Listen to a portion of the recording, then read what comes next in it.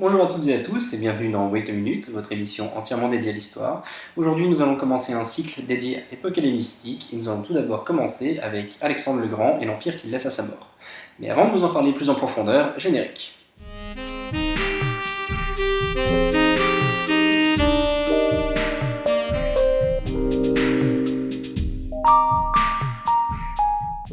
Alexandre le Grand, qui n'a jamais un jour entendu ce nom?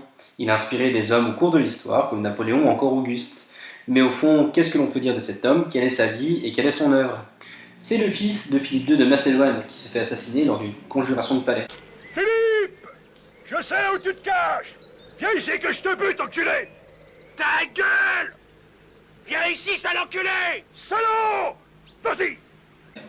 C'est Alexandre qui lui succède, prenant soin au passage d'éliminer ses concurrents au trône, ainsi que les principaux conjurateurs qui ont pu assassiner son père. Et oui, il faut pas déconner avec Alexandre. Alexandre poursuit l'œuvre de son père qui avait soumis la Grèce en allant défoncer un petit peu tout ce qui se trouve à l'est, notamment l'immense empire perse dirigé par Darius III.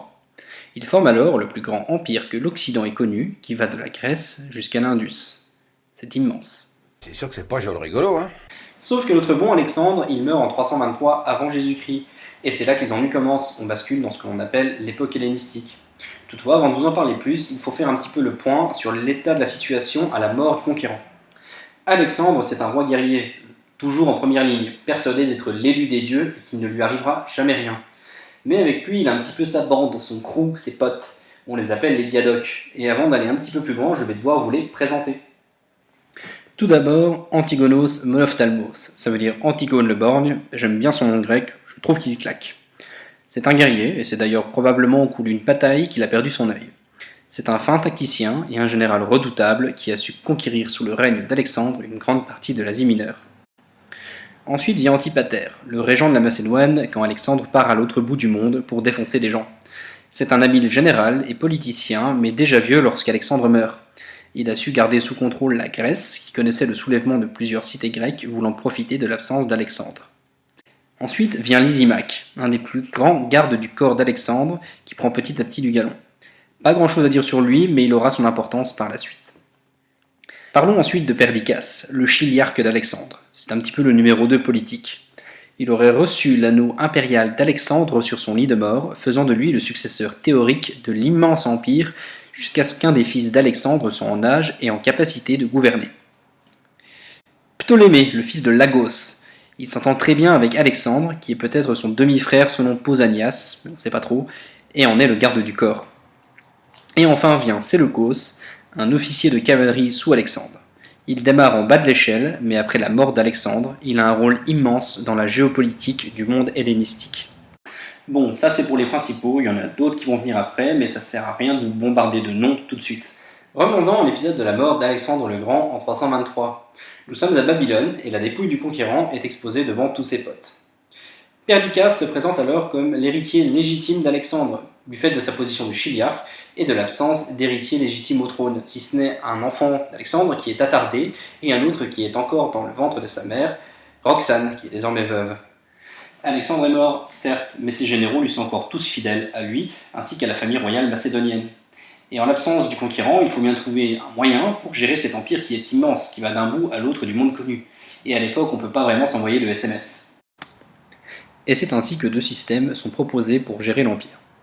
Perdiccas, de son côté, veut centraliser le pouvoir autour d'une personne avec un conseil restreint, à la manière d'Alexandre. Sauf qu'Alexandre s'était surtout préoccupé de conquérir et pas tellement d'administrer. Et l'empire étant immense, ça semble peut-être un petit peu difficile à mettre en œuvre. Ptolémée, quant à lui, émet un avis différent, qui consiste en une sorte de système que l'on qualifierait aujourd'hui de fédéral. Bon, attention, ça n'a quand même rien à voir, cette analogie est faite pour que vous compreniez mieux. Les régions sont découpées et données à des personnes qui se réuniraient pour prendre les décisions majeures dans l'empire.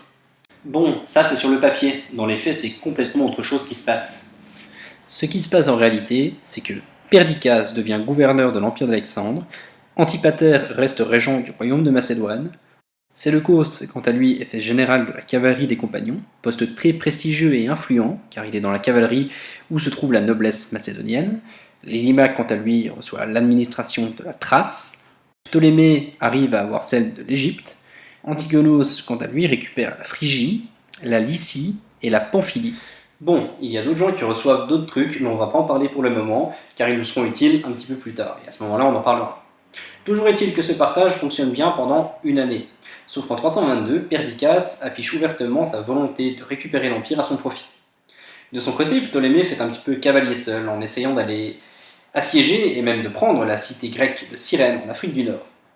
Perdiccas se dit alors qu'un bon moyen pour impressionner les autres et de réaffirmer son autorité serait d'aller calmer Manu Militari, ce Ptolémée qui en Égypte fait un petit peu ce qu'il veut. À partir de maintenant, ça devient un immense chaos. En un mot commençant, c'est le bordel. Perdiccas réunit ses troupes et se dirige vers l'Égypte, mais il a un petit peu sous-estimé Ptolémée qui le repousse sur le Nil. Perdiccas toutefois s'entête et essaye vainement de traverser le Nil, mais sa tentative avorte. Le mécontentement de ses soldats ne se fait pas attendre. Il se fait assassiner dans sa propre tente par 3 de ses officiers, parmi lesquels on retrouve Séleucos, le général de la cavalerie macédonienne. Malgré la mort de Perdiccas le mégalo, les troubles persistent. C'est à Tripardissos que les diadoques vont essayer de trouver une entente au cours d'une entrevue. Là-bas, ils se mettent plus ou moins d'accord. Antipater récupère les rôles politiques de Perdiccas. De son côté, Séleucos, le général de cavalerie qu'il a assassiné, récupère le territoire de Babylone ainsi que l'Asie mineure. Ptolémée reste toujours planqué en Égypte, aucun souci là-dessus, et Antigonos Monophthalmos récupère les armées d'Antipater, donc le régent de Macédoine, ainsi que divers territoires sur l'Empire. À ce moment-là, c'est sans conteste Antigonos Monophthalmos qui est le plus puissant, au moins sur le plan militaire. Antipater, pendant ce temps, est toujours régent de Macédoine, et il gère même plutôt bien son affaire. Même si avec le temps et l'âge, son influence et sa verve politique s'épuisent. Il meurt toutefois à 78 ans, en 319, dans son lit de sa belle mort. C'est assez rare à l'époque pour pouvoir le souligner. Quand même, c'est classe les vieux. Et on va s'arrêter là pour cet épisode. Pour résumer dans les grandes lignes, l'Empire d'Alexandre se disloque suite à son décès, notamment car ses généraux sont extrêmement ambitieux, et certains veulent en supplanter d'autres. Toutefois, au départ, il n'était pas question de déchirer l'Empire d'Alexandre, ses généraux lui étaient encore plus ou moins fidèles. Nous allons nous aventurer dans cette aventure et dans ce cycle de l'époque hellénistique pas à pas, car c'est assez compliqué comme vous avez pu le constater au cours de cet épisode. J'essaye toutefois de bien l'expliquer afin que tout le monde s'y retrouve. Comme d'habitude, si l'épisode vous a plu, n'hésitez pas à le commenter, à le partager ou encore à le liker avec un pouce bleu. Il y a également les réseaux sociaux sur lesquels je le suis, vous pouvez aller voir la page Facebook de l'émission ainsi que le Twitter qui a récemment ouvert. Sur ce, je vous dis à bientôt dans un nouvel épisode de Wait a Minute. Au revoir.